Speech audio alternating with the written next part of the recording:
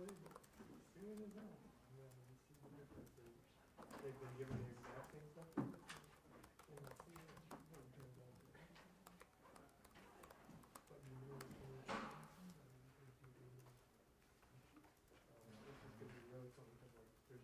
Other than different questions in the subject, basically what they believe. 5 minutes. Well, I'll be actually there. We're actually going to do it. I'll be there. Is that the same camera or TV? Is that what it's at? Yes.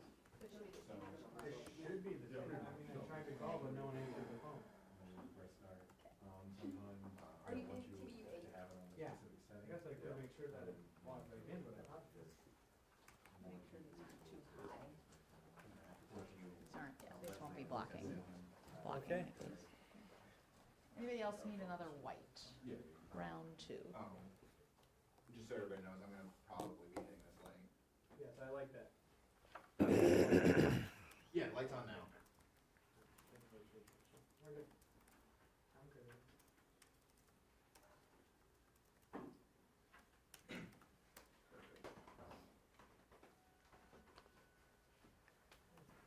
Hillary, are you 12:30?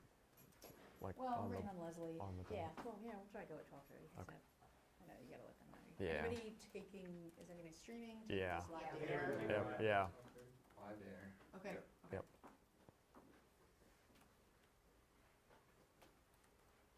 Does anybody need spelling of names before we get started? I don't really love to spell names live on air, but When we send out our release, it should be, Yeah. everybody should okay. have it. Yeah.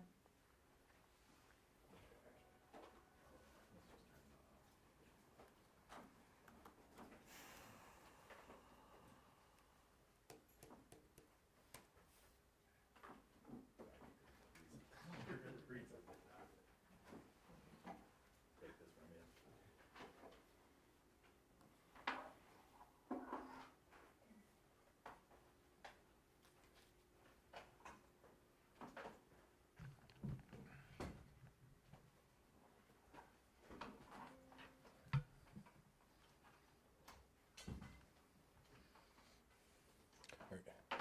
Are you seeing the levels move? Yep.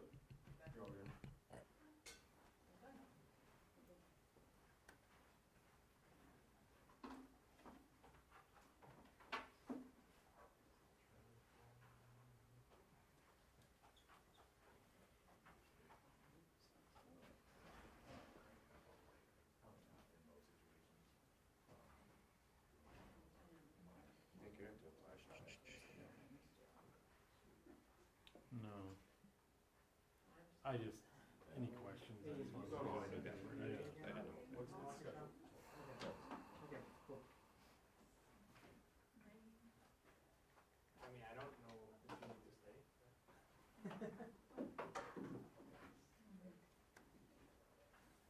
Yeah. Okay.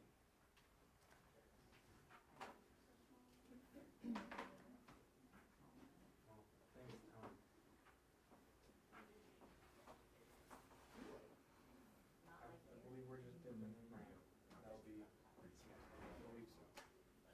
I mean, if you want channel 2, because that's where the deadline is, but that's just if she asks you a question, but you don't need that. One's the Posen, one's the one that matters.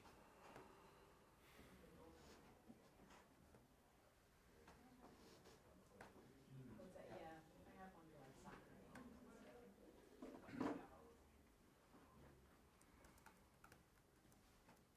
Okay. Here's our report.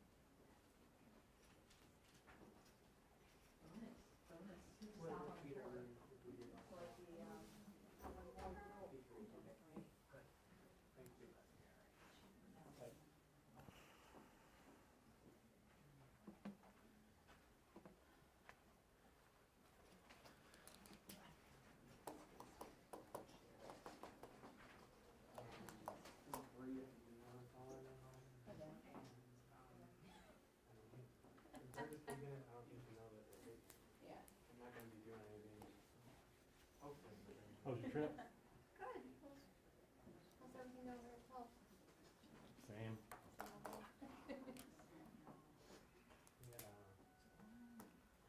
Yeah, same. I've been on this since yesterday too. I wasn't working yesterday, but it's still kind of, yeah. I wasn't supposed to be, but Yeah, what are you gonna do? Oh, yeah. I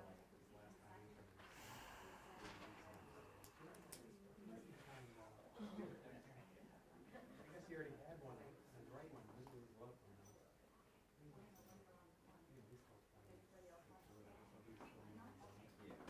Yeah.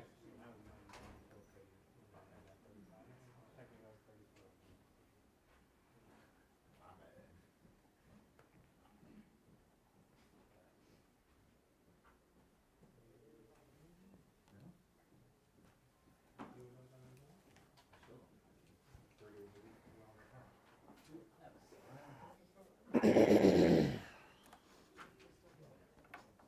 Check one, check.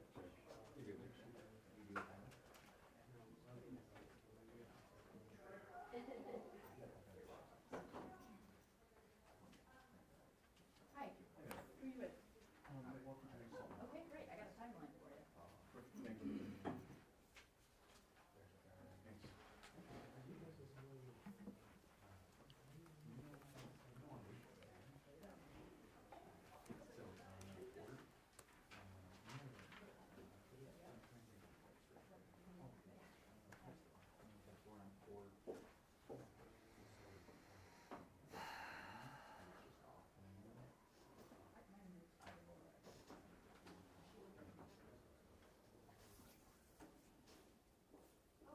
Hello.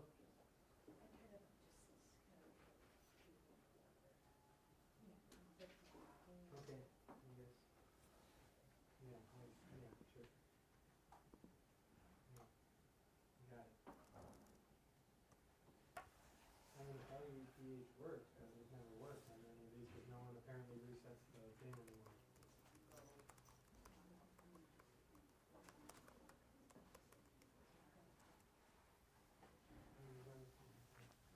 I prefer that, because I don't have the headphones for my work phone. I see it there.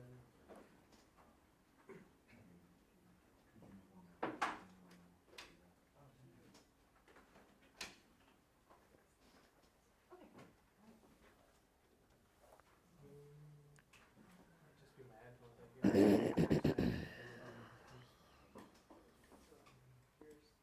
It's more than I've heard in the past though. So.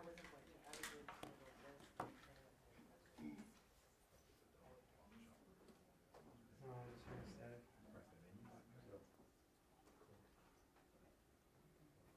I'll call him.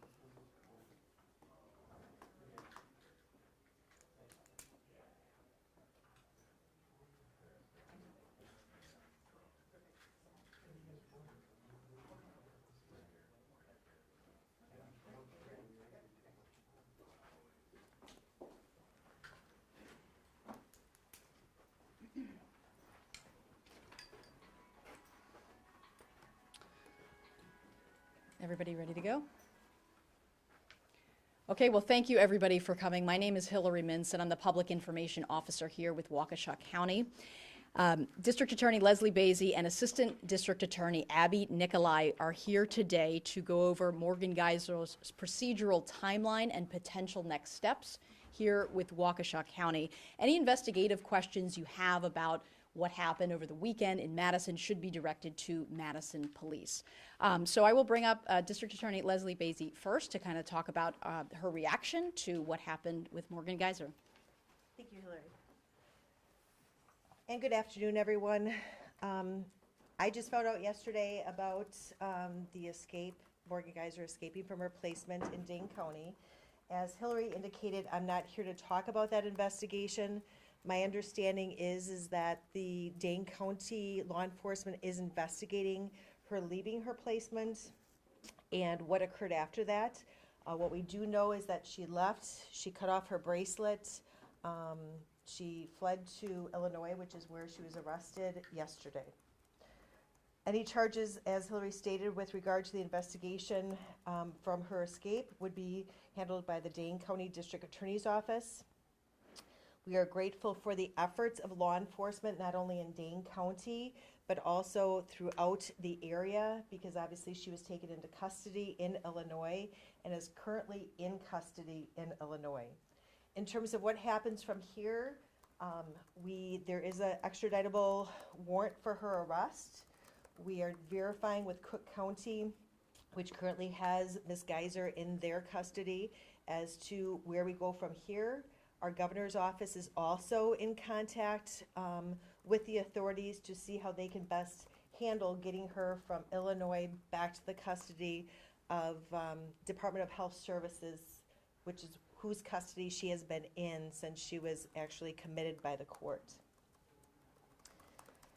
With regard to what happens from here, once Ms. Geyser is brought back to Waukesha County, it will be up to Department of Health Services whether they file a petition to revoke her conditional release. We are certainly hopeful that they do proceed with that. We fully support it. We support that she should be in custody. Not only should she have been in custody from 2014 forward, but also Attorney Nikolie argued vehemently for her not to be released to conditional release in, I believe it was January of this year, and therefore we will be fully supporting a petition if one is filed. Obviously, our thoughts are with the victim and the victim's family during this time. It's unfortunate, but we found out yesterday morning about Morgan's escape. Victim witness was immediately notified of this information. The director of the victim witness unit, Jen Dunn, did reach out to the victim and her family. We were told that they had not been informed prior to Ms. Dunn reaching out to them that Morgan had escaped. And I'm able to verify that when we spoke with the victim's family, or when Ms. Dunn spoke with the victim's family at 12:20 this afternoon, they still had not been informed by any other agency other than our own that she had escaped, which is very concerning. While she was on loose, we were very concerned about the safety of the victim and her family, as well as our community. We are continuing to assist them in this process. We are updating them, our office is updating them as to what is happening, but that certainly was a concern that they were not notified of this in a more prompt manner. What we know is that there was a period of time between approximately 8 o'clock on Saturday evening to when she was taken into custody yesterday, in which she was not monitored by any person. She was on the loose and her whereabouts were unknown. So we take this very seriously. Our office will not get involved again in this case until a motion to revoke her conditional release is filed. We will then go back to court. We will fully support that motion and that petition to revoke her conditional release. And we will then go before a judge to make a decision on whether or not she will be returned to conditional release or whether she would be returned to institutionalized care, which is where she came from. And that's all I have at this time. Can you file that motion to have her revoked or not? No, the state, we cannot, Department of Health Services, per statute, has to file that motion. She is in their custody. Can you appeal to them or talk to them and request that? Or? We are in contact with the Department of Health Services, but ultimately it is their decision. So in March, defense attorney Tony Cotton said that a group home would have more restrictions in place than Winnebago. Was the DA's office receiving regular updates on Ms. Geyser's time at the group home? And if so, what was that day-to-day like and monitoring like? I do not know what the monitoring was like. I don't believe that we received any updates, although I would confer with Attorney Nikolie. We did not. Obviously, he was misstating the nature of the monitoring that was taking place. So the warrant that you're speaking of, is that issued by Dane County or the state or? The Department of Health Services did forward that warrant to our intake judge last night, and the intake judge, from what I saw this morning, did sign that.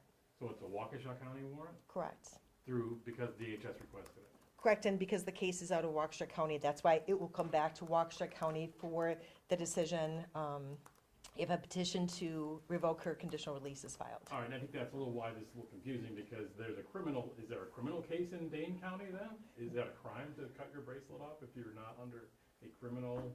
Certainly is. Again, this is a Dane County decision. As I looked at the statute, it looks like you can escape, be charged with a felony for escaping under a 971 commitment. Also, if there was damage to the bracelet when she cut it off, which I assume that there would be, that would be a crime as well. But again, that's outside Waukesha County's purview. That would be a decision, law enforcement in Dane County, who leads the investigation, would refer charges over if they believed it was appropriate, and the Dane County DA's office would make that decision. So just to clarify, I apologize. No, that's okay. The warrant that she would be returned to Wisconsin on would be a Waukesha County warrant. She would be returned to Waukesha County in custody?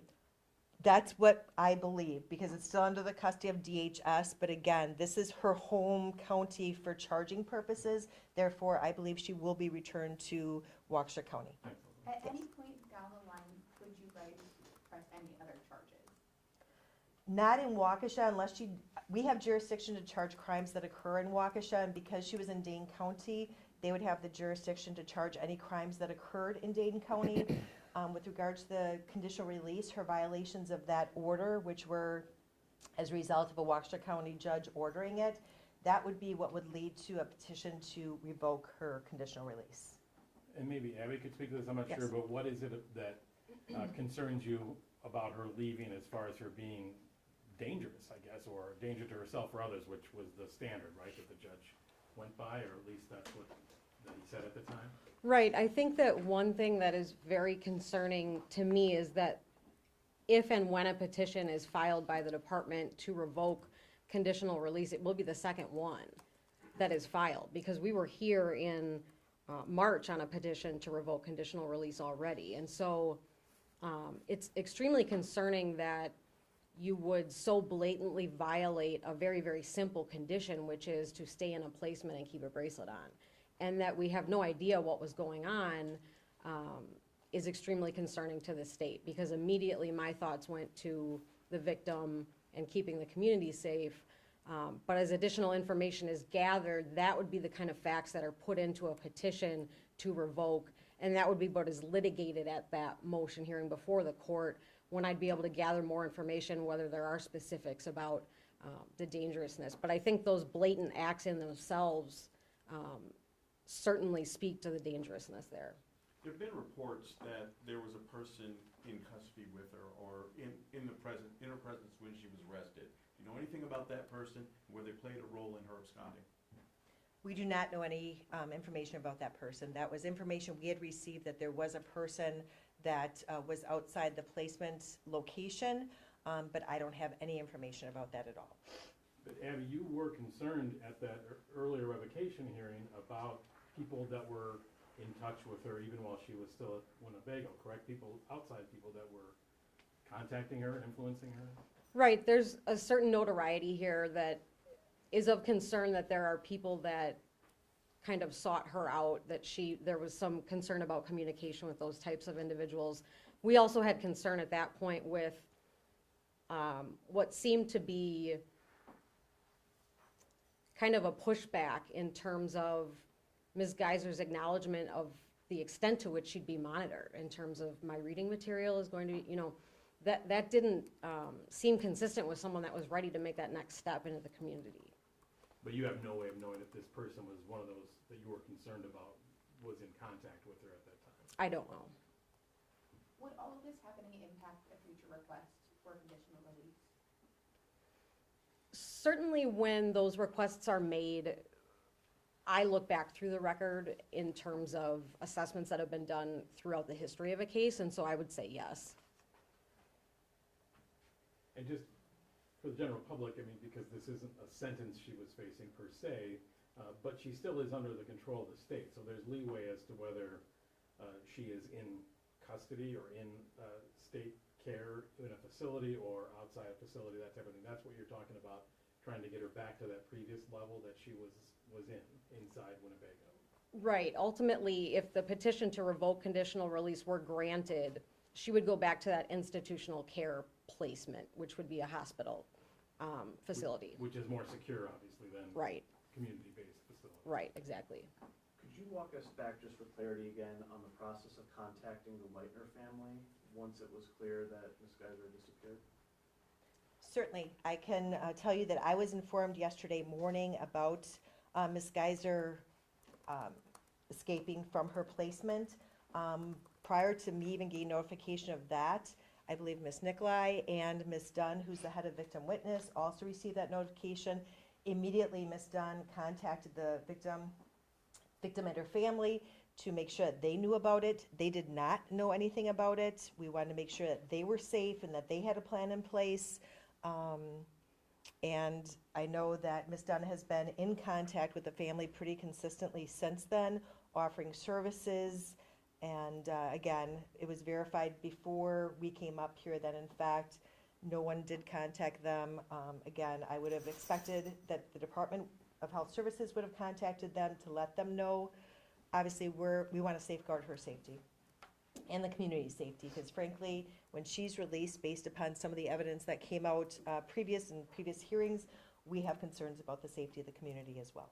Just for clarity, she was at that group home for, what was the duration? Was it September? The judge, the final plan and placement was signed September 17th, I believe, and I'd like to take credit for knowing that, but again, Attorney Nikolie is the one who put together the timeline, and that was the time. So when she got to the facility, we're not sure, but that's when the court signed the order for the placement. Looking back, do you wish that there would have been more communication between your office and the group home like that? Is that something maybe moving forward you would like to see? Again, we're not, once the conditional release plan was signed, we really are not involved in the case. The people, DHS, they're the ones whose custody she has been given to. They would be the ones that would control that day-to-day. And again, I don't know what that communication is. It could have been a daily communication. It could have been a weekly communication. I'm not sure. You'd have to reach out to DHS to see exactly what that consists of. Again, our goal in our position is to hold people accountable. Certainly that's why Attorney Nikolie had advocated for the conditional release not to be granted, because that was part of the accountability and keeping our community safe. Do you feel like there should be some mechanism to notify families in a case like this? Absolutely. I've reached out to already some legislative personnel to see if we can't address that issue. I think that that's wrong. Any other final questions? Thank you very much.